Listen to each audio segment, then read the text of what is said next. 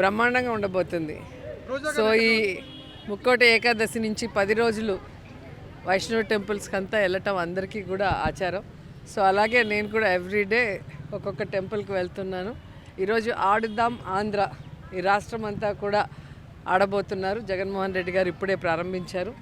So యువతకి ఒక ఆరోగ్యాన్ని మీద శ్రద్ధ ఎలా వహించాలి, అలాగే క్రీడల పట్ల ఆసక్తిని ఎలా పెంపొందించాలి, క్రీడాకారులలో ఉన్న ఆణిముత్యాలు, మట్టిలో మాణిక్యాలను పైకి తీసి నేషనల్ ఇంటర్నేషనల్ లెవెల్కి వాళ్ళు ఎలా తీసుకురావాలి అన్నదానికే ఈ ఆడుదాం ఆంధ్ర పెట్టడం జరిగింది. సో 5 స్టేజెస్లో జరుగుతాయి. సచివాలయ స్థాయి, మండల స్థాయి, నియోజకవర్గ స్థాయి, జిల్లా స్థాయి, రాష్ట్ర స్థాయి. సో 5 దఫాల్లో దాదాపుగా 120 కోట్లు మరి దీనికి బడ్జెట్ పెట్టడం జరిగింది. అలాగే 12 కోట్లు క్యాష్ ప్రైజ్ ఇవ్వటం జరుగుతుంది.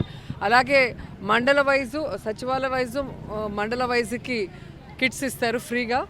So normal kits, constituency level నుంచి professional kits and prize money ఉంటుంది.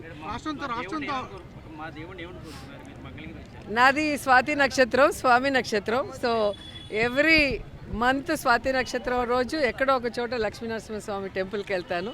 సో ఈ మంత్ కుదరలేదు. సో ఈరోజు చాలా రోజులు అయింది స్వామి దర్శించుకొని మళ్ళీ వచ్చి ఆయన ఆశీస్సులు తీసుకొని. నాకు శత్రువులు ఎక్కువ. మామూలుగా లక్ష్మీనరసింహస్వామి అంటే శత్రువుల్ని చెండాడుతారు. సో అనవసరంగా నన్ను ఎవరైనా మాట్లాడినా, నా గురించి ఏదైనా బ్యాడ్గా ప్రే చేసినా, లేదా నాకు ఏదైనా బ్యాడ్ చేయాలనుకుంటే లక్ష్మీనరసింహస్వామి చూసుకుంటారు. Be careful. లేదండి అన్న, లాస్ట్ ఎలక్షనే కంటెస్ట్ చేయను అన్నారు. మళ్ళీ చేయాలి అని చెప్పి అడిగిన తర్వాత చేయటం జరిగింది. సో ఇప్పుడున్న సినారియాలో 175కి 175లో ఎక్కడెక్కడ ఏ సామాజిక వర్గాన్ని పెడితే బాగుంటుంది అన్న ఉద్దేశంతోనే జగన్ గారు మారుస్తున్నారు. అది పార్టీలో ఉన్న ప్రతి ఒక్కరం కూడా మంచి మనసుతో ఆహ్వానిస్తున్నారు, దానికి సపోర్ట్ చేస్తున్నారు. దీంట్లో ఎక్కడ కూడా గొడవలు లేవు. 100%. నేనా, నాకు ఇచ్చినా ఓకే, ఈకపోయినా ఓకే. నేను ఎప్పుడూ కూడా మొదట్లో అయితే ఎమ్మెల్యేగా ఒక్కసారైనా చేసి ప్రజలకి సర్వీస్ చేయాలనుకున్నాను. సో 2 సార్లు అవకాశం ఇచ్చారు జగన్మోహన్ రెడ్డి గారు.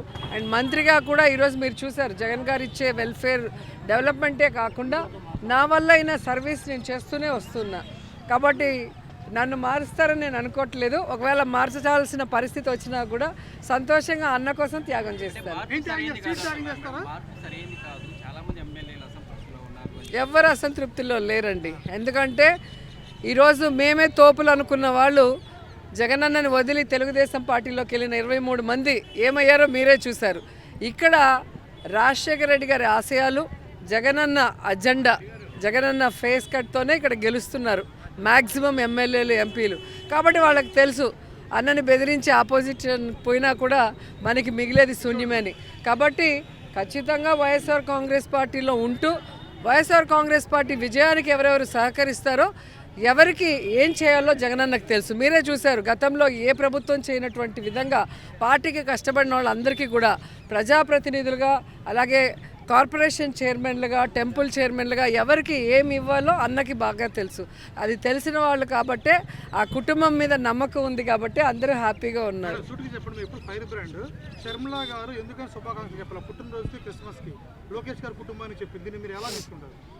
టీవీలో చెప్తేనే శుభాకాంక్షలు చెప్పినట్టు లెక్క కాదు.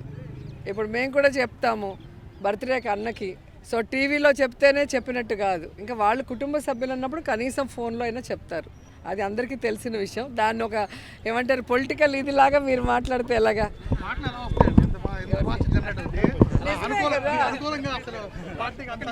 నిజం. ఇప్పుడు నేను మా అన్నదమ్ములకి కానీ మా హస్బెండ్కి కానీ మాట్లాడేది నేను టీవీలో చెప్పి శుభాకాంక్షలో, పెళ్లి రోజుగా ఇదో ఏవి చెప్పం కదా, అవి పర్సనల్గా చెప్పుకుంటాం. సో టీవీ మూలంగా ఎవరికైనా చెప్పాలనుకున్నవి చెప్తారు.